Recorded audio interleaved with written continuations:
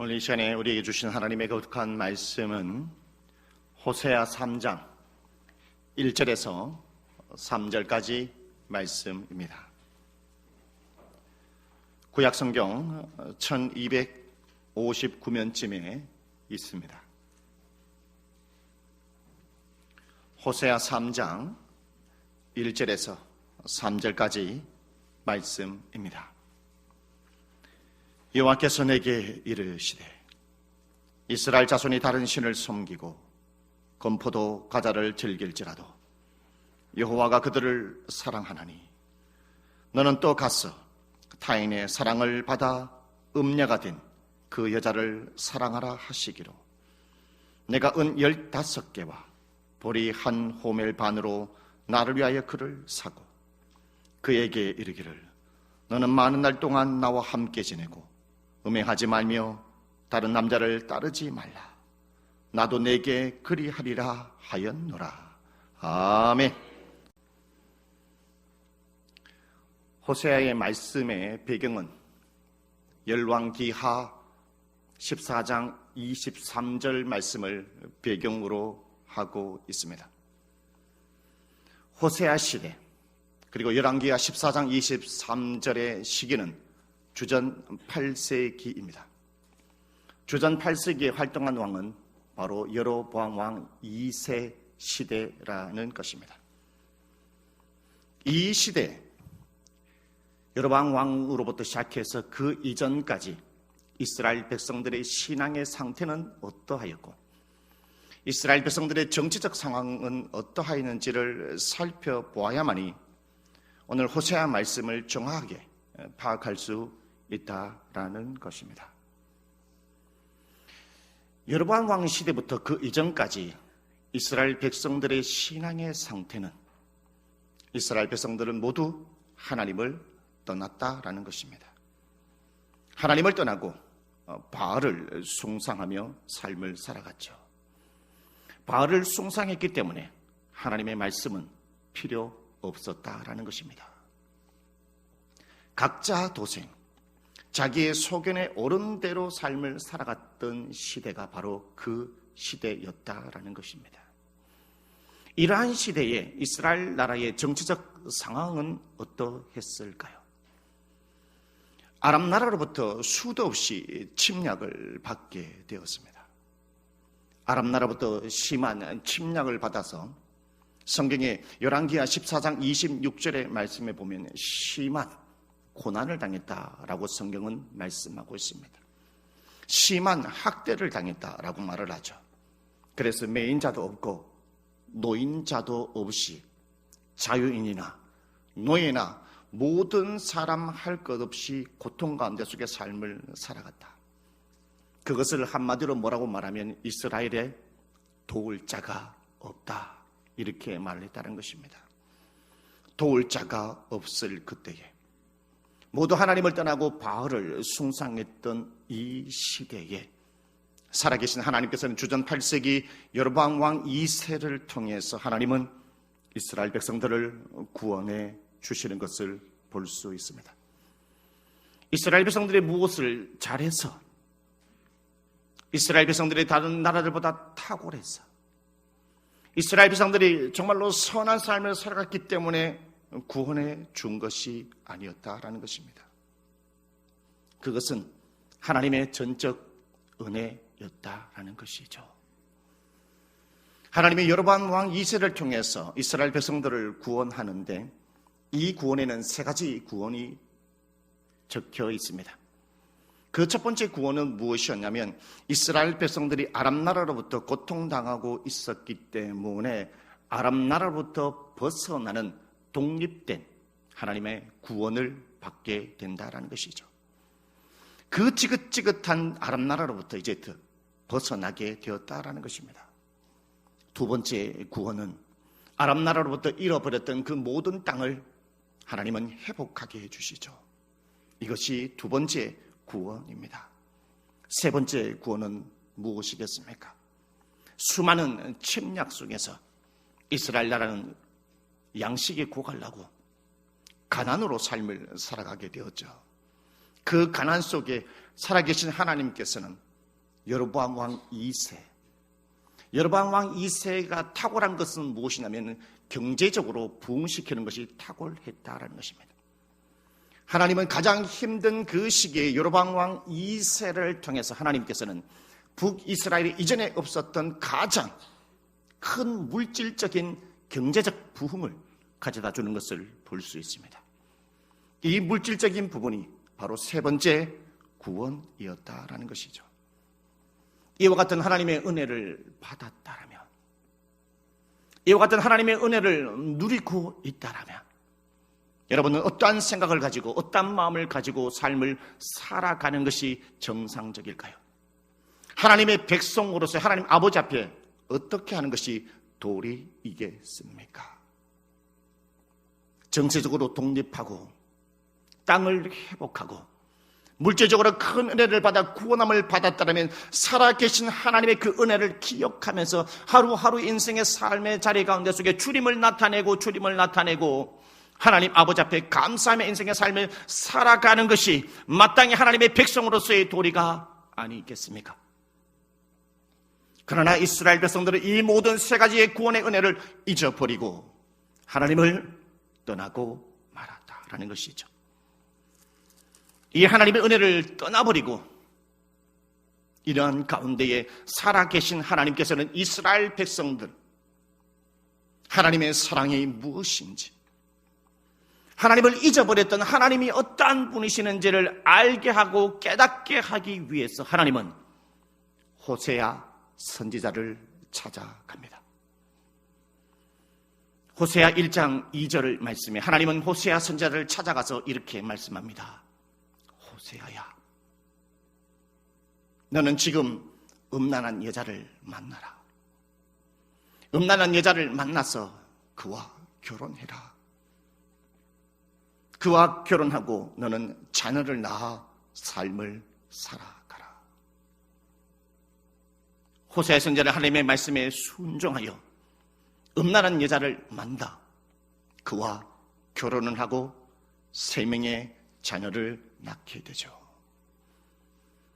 여기에 나타나는 음란한 여자는 누구를 상징하느냐? 바로 이스라엘 백성을 상징합니다. 이 음란한 여자와 결혼한 남자 호세아는 하나님을 상징하죠. 음란한 여자가 정말로 착해서 단정해서 뛰어나서 정숙한 여인이라서 호세아와 만나고 결혼한 것이 아니라는 것입니다.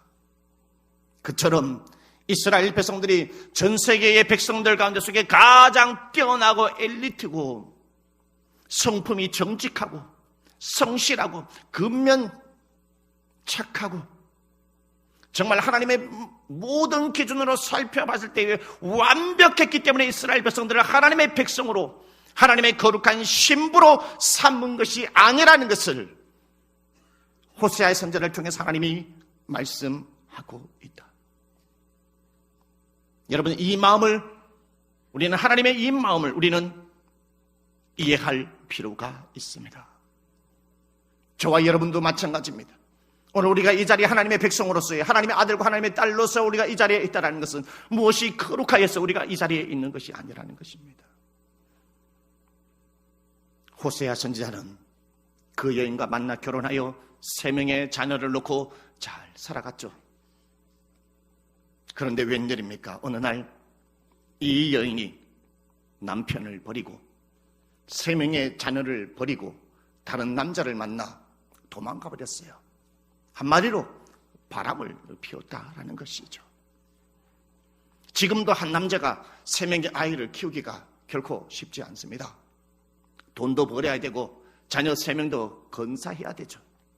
이때 당시에 호세아 선지자 혼자 남았지 않습니까?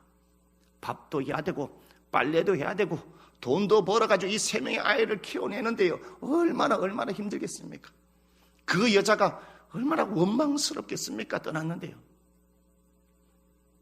그렇게 힘들게 인생의 삶을 살아가고 있을 때 다시 살아계신 하나님은 호세아의 선지자에게 나타나서 이렇게 얘기합니다. 호세아야, 힘들지? 사는 게 힘들지? 호세아야, 너를 버리고 너의 3명의 자녀를 버린 그 여자를 사랑하라. 사랑해 주어야 한다. 너는 그 여성을 사랑하고 그리고 지금 은 15개와 보리 한 호멜 반을 가지고 지금 타락해서 노예 신세로 빠져있는 이 여성을 사서 노예에서 다시 자유인이 되게 해가지고 너가 잘 집에서 행복하게 살아야 한다. 이렇게 말씀했다라는 것이죠. 이 여성은 방탕의 삶을 살아가다가 지금 신분이 노예로 전락하게 되었습니다. 그가 돈을 벌어서 그가 스스로 은 15개와 보리 한 호멜을 가지고 그가 노예의 신분을 사서 벗어날 길이 없다라는 것이죠.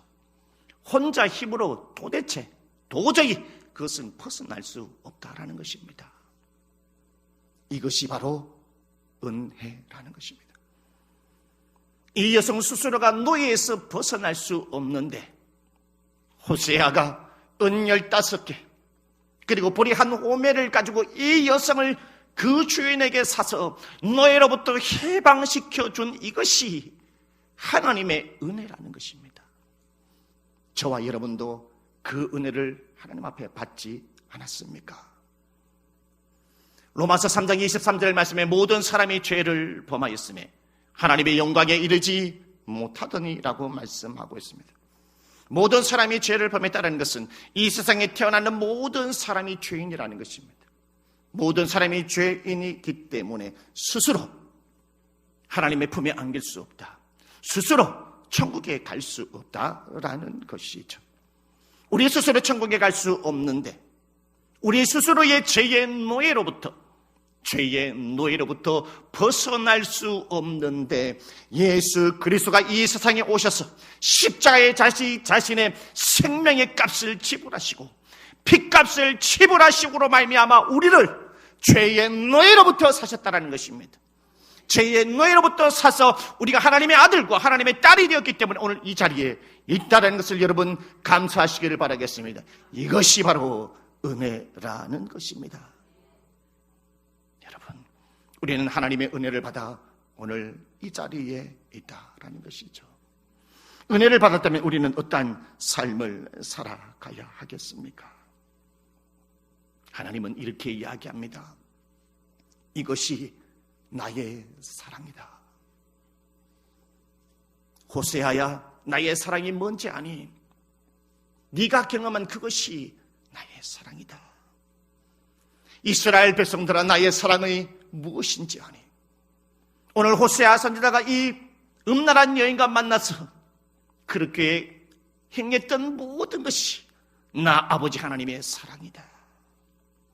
이 사랑을 호세아의 말씀에 한마디로 호세아 14장 8절 말씀에 이렇게 얘기합니다.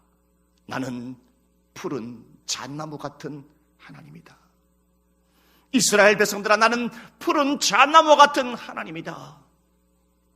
푸른 잣나무 특징이 무엇이겠습니까? 봄, 여름, 가을, 겨울, 그 색깔이 변하지 않죠. 봄에도 푸르고 여름에도 푸르고 가을에도 푸르고 칼라 같은 그 바람, 칼라 같은 그 추위 속에서도, 영하의 날씨 속에도 그 색깔은 언제나 푸르르죠. 하나님의 사랑이 바로 이와 같다라는 것입니다. 이스라엘 백성들아, 나를 떠났느냐?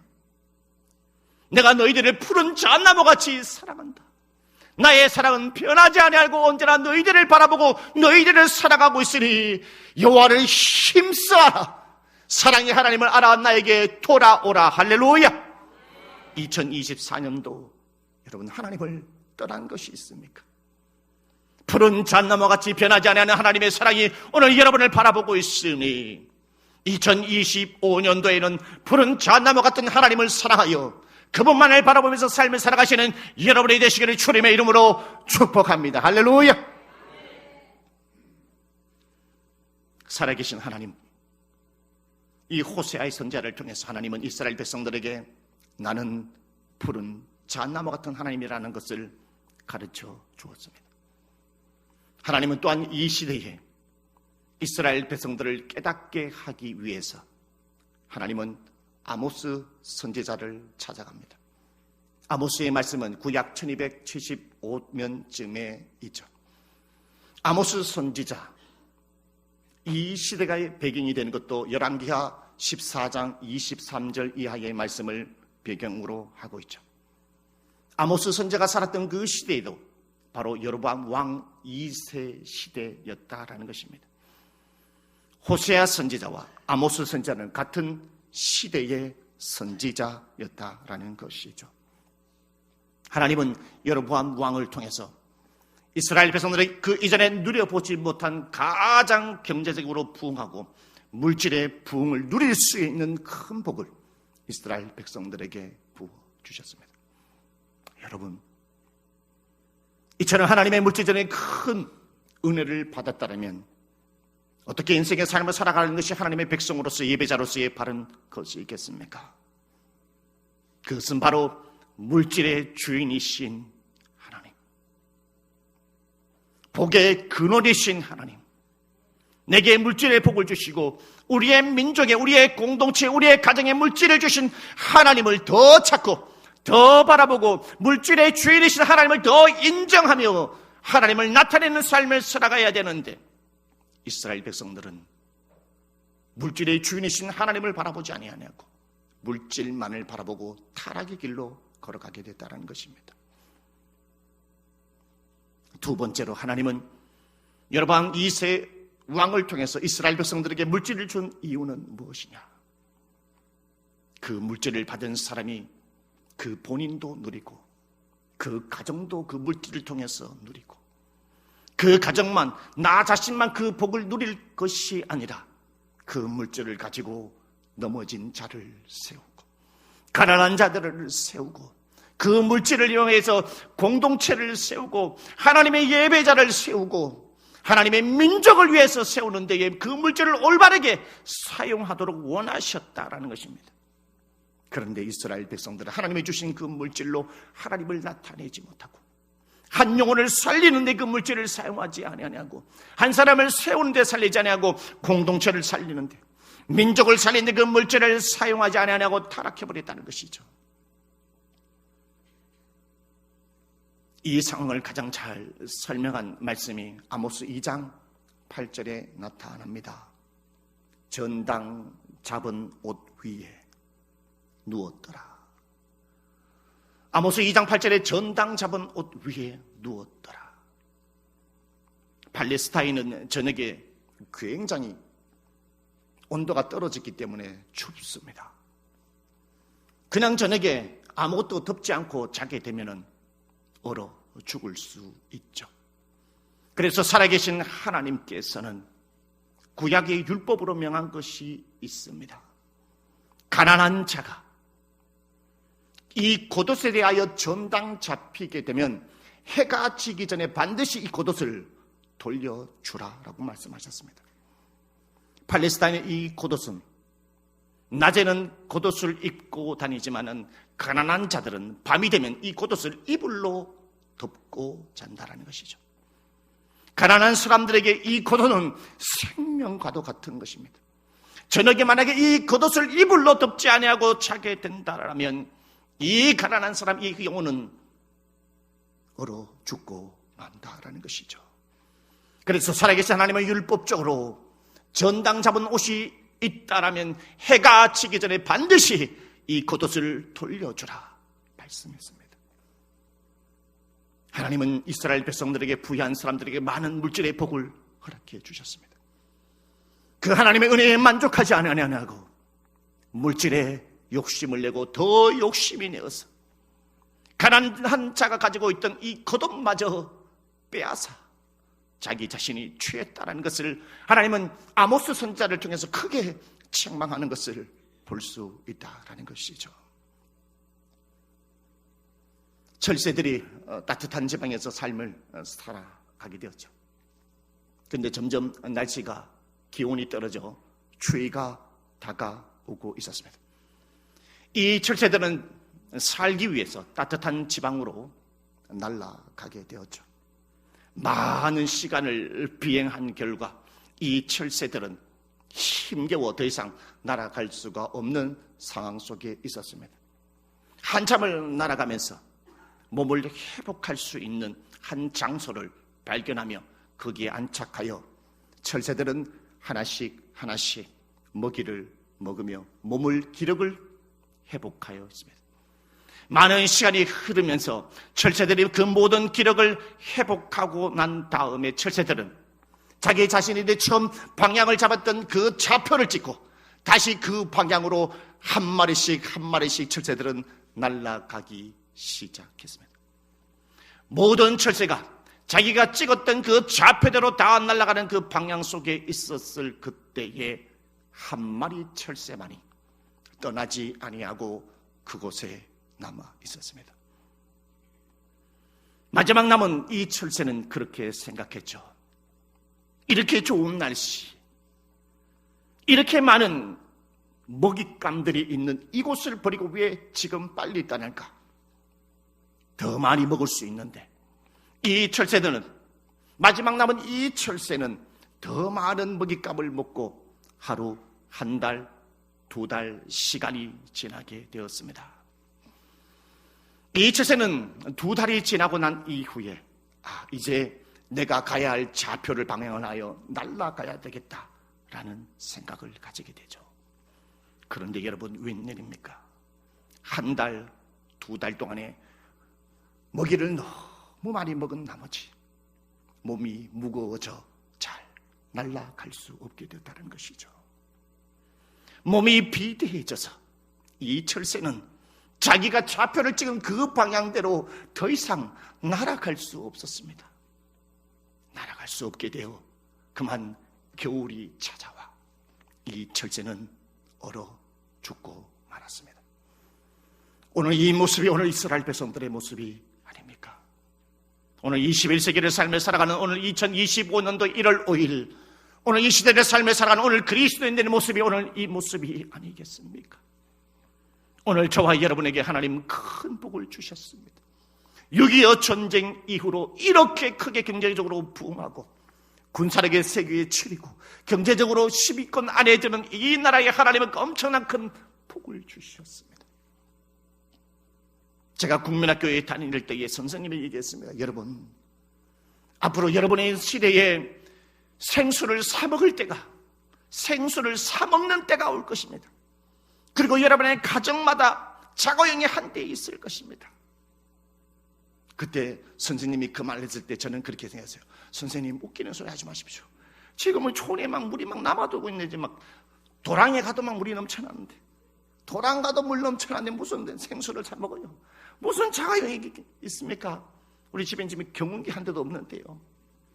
그렇게 생각했어요. 근데 지금 어떻습니까? 물 사 먹잖아요. 가정마다 자동차가 다 있잖아요. 하나님께서 이렇게 크게 우리에게 부흥을 허락해 주셨다라는 것입니다.